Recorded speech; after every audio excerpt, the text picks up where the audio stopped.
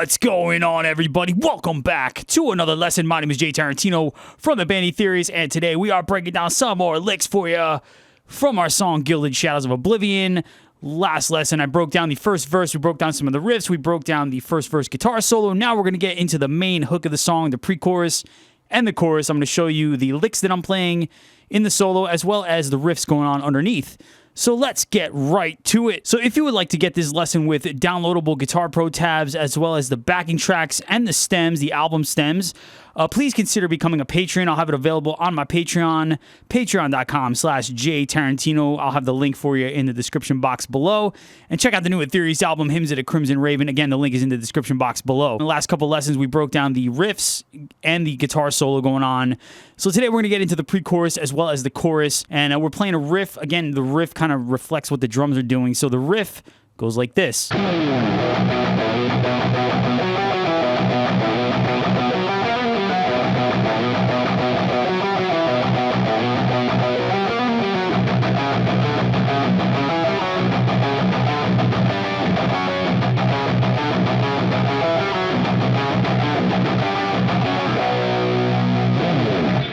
So as you can hear, and again, if you listen to the album track, you can hear it as well. You know, the first verse is just real intense, very up-tempo, and then the pre-chorus will kind of back it up a little bit, get into a little more kind of halftime feel where you can really kind of bang your head a little bit more. And it opens up and it allows me to craft a melody that's very soaring, not super technical. We don't want to get real shreddy here. We just want something real melodic and soaring and catchy, and that's exactly what I do here. So over that pre-chorus riff, I play this melody here, very bluesy, a lot of soaring bends, just real intense, and I think it matches the intensity and the sound, the halftime groove of that section very well. So here it is.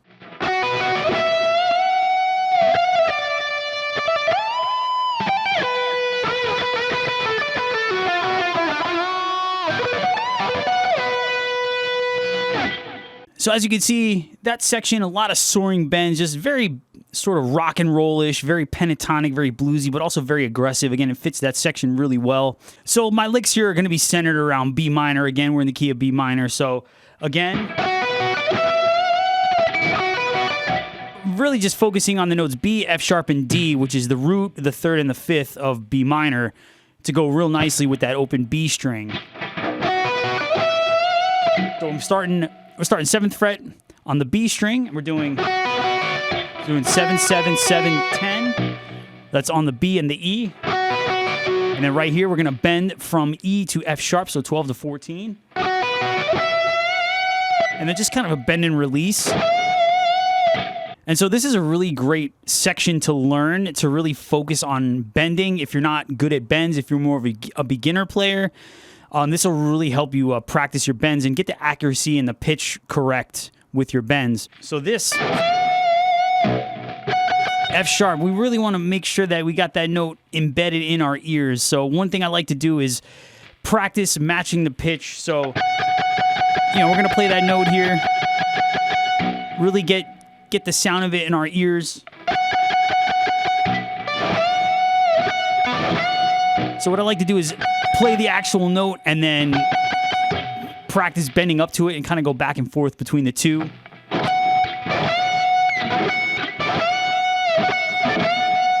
You know, something like that is a good exercise to practice. Another thing which we'll get to later on in this lick is, you know, doing these bends where you're matching this note, the B, let's just say B for instance, you know, 12th fret B string and 7th fret E string, and you want to match the pitch of those two bends as well. You know, doing double stop bends and things like that. So again, so then the next section I'm doing here, again, we're throwing in the flat 5 just to give it a more bluesy flavor. So we're starting 13th fret, so we're going to hit F, again, which is the flat 5 of B. So we're going to do 13, 14, 13, 12, and then we're going to slide back to 10. Then we're going to do hammer on pull off 10 and 12. And then we're going to, in one motion, there's no pause here. We just go right into it. Again, we're just going to slide from 12 to 17. is definitely a tricky lick, so it's a good one to practice, man, to really, again, just focus on getting the accuracy of your bends. And we're bending from 17 to 19, so A to B, so... And then we're gonna...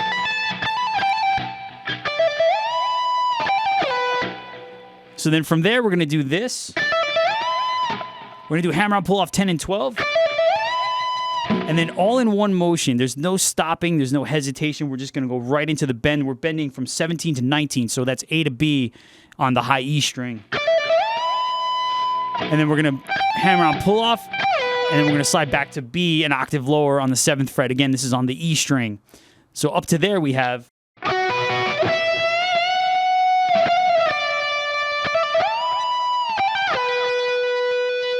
So now from here, we're going to get into some more bluesy kind of rock and roll licks. We're going to do... Again, this is the unison bend that I was just playing before. We're going to take 10th fret B string, and we're going to bend up to the 12th fret. So we're going from A to B. So we want to match the pitch of the B note. That's the 7th fret on the E string. So a good exercise to practice is a unison bend where you're going to start out here, play the 10th fret B string and the 7th fret E string. And then slowly take that note and bend it up to match the pitch of this note.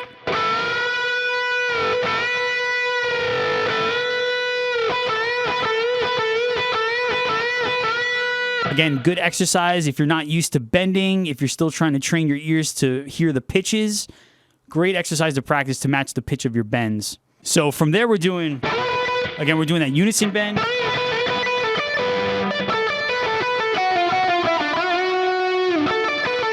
So we're just doing 10 and 10 on the B and the E. Again, this is all just blues scale kind of licks. Again, kind of very rock and roll-ish licks going on. And there's some harmony there, so it kind of adds a little more flavor to this section.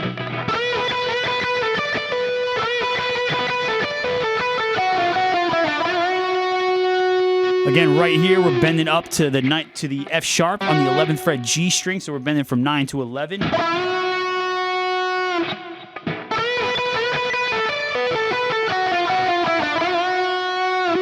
So again, then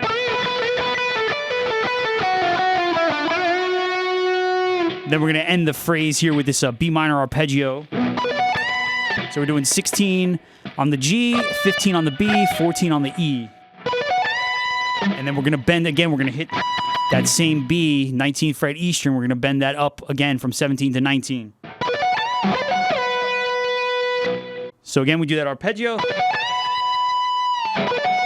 We do it again, and then we slide down to the 7th fret. Again, that B an octave lower. So again, the second half of that section.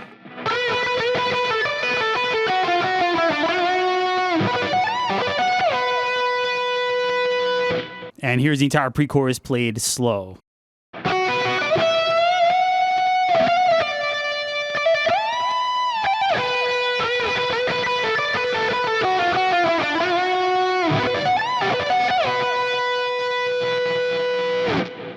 So now that brings us to the chorus. So I'm going to play it here slow, the whole thing, and then we'll break it down.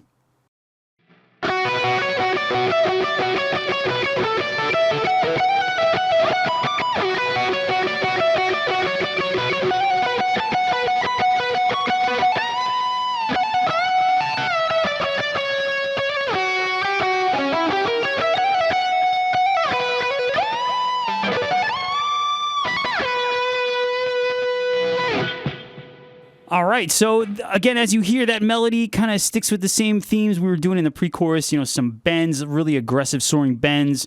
We got a couple of pedal point licks going on here, and I'm just really following the chord changes going on underneath. So the chords, again, very simple. This is very open. We want it to be open because it gives us more room, a little more creativity. It allows us to do some more things with the melody. So the chords are B minor, A, then D, and then we got this chord here, which is an A chord, first inversion. So I'm actually playing the C sharp, which is the third. I'm playing that as the bass note, so it's going to be third, root, third. So we would call that first inversion because the third is going to be the root note in this case. So again, I like to do these chords here where it's just root, third octave, so major and minor. So the minor version would be root flat third octave, and the major version would be root third octave. So again, the B minor is B, D, B, so root flat third octave. Then A, same thing, root major third octave. Then D, pretty standard D chord, you know, we're doing 3, 5, 5, 4. So I'm actually hitting the third there in that case. And then we got this chord here. Again, which is A major chord, first inversion, because the third, C sharp, is in the bass. And if you don't have a 7-string, don't sweat it. You can move these chords up an octave, so you can play it, you can just play them an octave higher.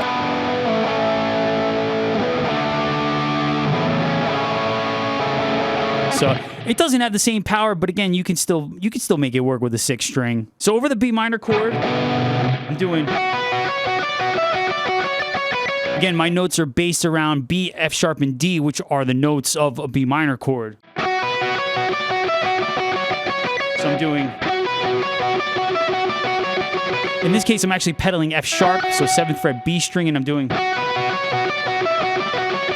So I'm just going up the E string there diatonically. We're doing 7, 9, 10, 12, 10, 9. We're just going up and then back down. And again, just keeping the F sharp there as our pedal note.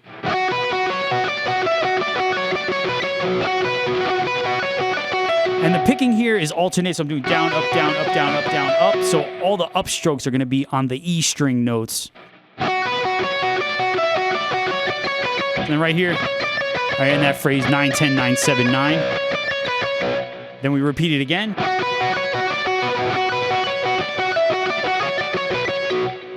Then we go to the A, and I change my melody a little bit. Same idea, we're pedaling, we're doing the same kind of pedal point pattern, but I'm just...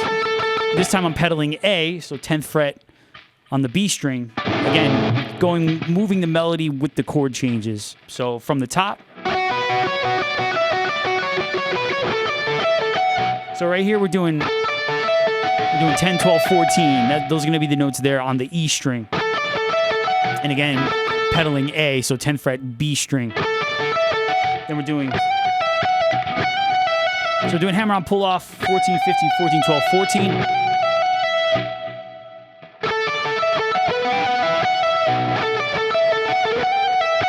We're just ending the phrase with a B minor arpeggio, so we're going up an octave. So we're doing, was that 19, 19, 22. Again. So from there, or up to there, we have...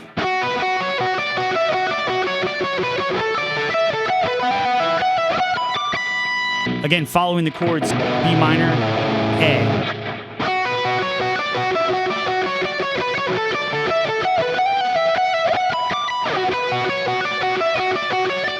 So then we go back to the original melody. Then over the D, over this chord we're doing... Again, we're using F sharp as our pedal, F sharp being the third of that D chord. We're doing a little string skipping here, so we're doing... So hammer on pull off 14, 15, 14.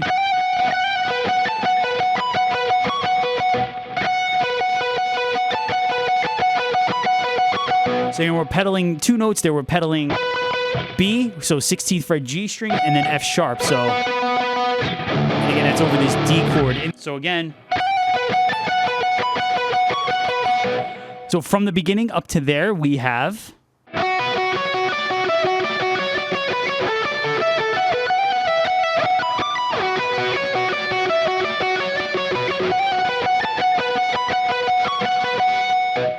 So from there, we're going back to this B minor chord. And again, we're sticking with the same theme that we kind of touched upon in the pre-chorus with the soaring bends and the pentatonic licks, the rock and roll licks here.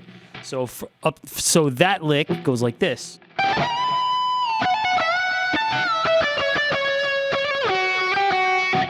So I'm bending, again, going back to that B, 19th fret E string. Again, bending. So I do a bend and release 2 times. Then we do a little pentatonic lick there, hammer on pull off 14, 17, 14. Right there, we're going to bend up to F sharp. And we're going to do another double stop bend here. Another cool kind of rock and roll blues thing that a lot of players have done over the years. So what we're going to do is we're going to bend that note up to F sharp. So that's going to be 15 to 17 on the B string this time. While we're holding that bend, we're going to hit the 17th fret on the A, or the 17th fret on the E string, which is A. So then we're going to bring it back down. And we're going to do, so that's 17, 15, 14, 15, 14. And we're going to resolve the lick right there. We're going to do hammer on pull off 14, 15, 14. And we're going to end that lick right there, 7, 8, 7. So F sharp and G, that's all right there on the B string. So again, that lick.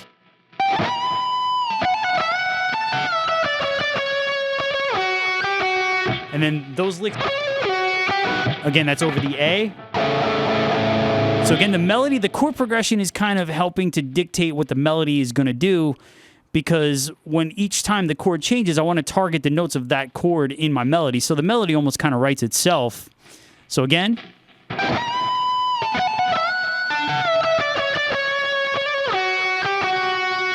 So from the beginning up to there, we have.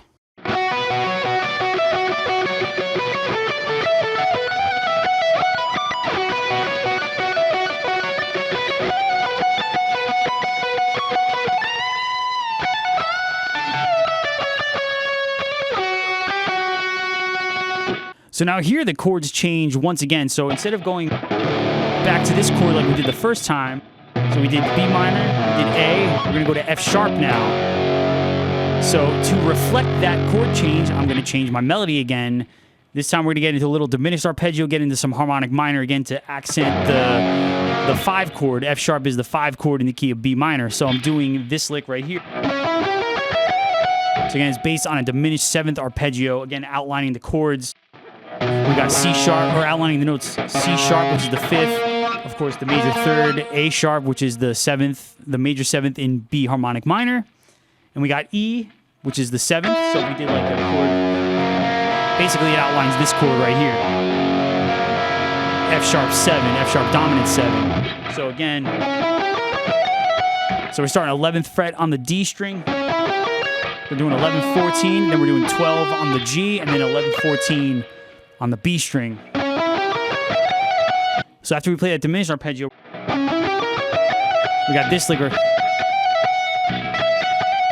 again, we're focusing on F sharp G, F sharp E, being that's the root, that's the flat 9, back to the root, and then that's the flat 7 again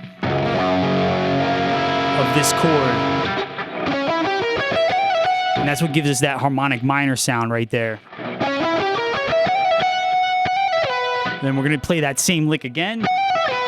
This time we're going to resolve it back to B, because here we switch, we go up a half step to the G chord. B is the 3rd of that chord, so again, we're targeting the chord tones there. So again. So right here, again, we're doing the same thing, kind of revisiting some of the techniques and some of the ideas that we talked about that we did in the pre-chorus.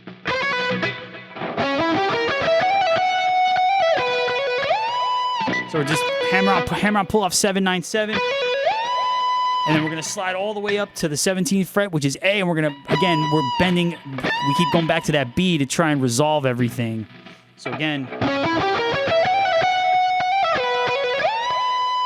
Then we're going to play the B minor arpeggio, 16, 15, 14. Then this time, again, we're going to do another one of those slides and go right into a bend.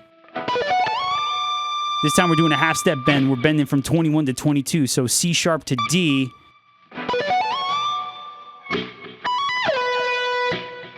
Hammer on pull off 19, 21, 19.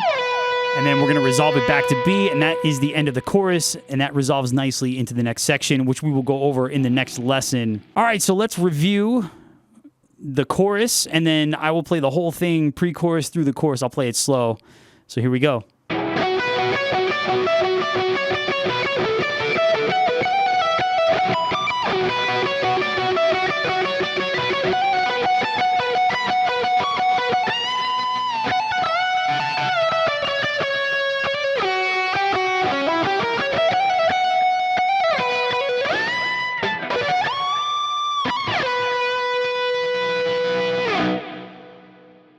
And then here's the pre-chorus into the chorus up to speed.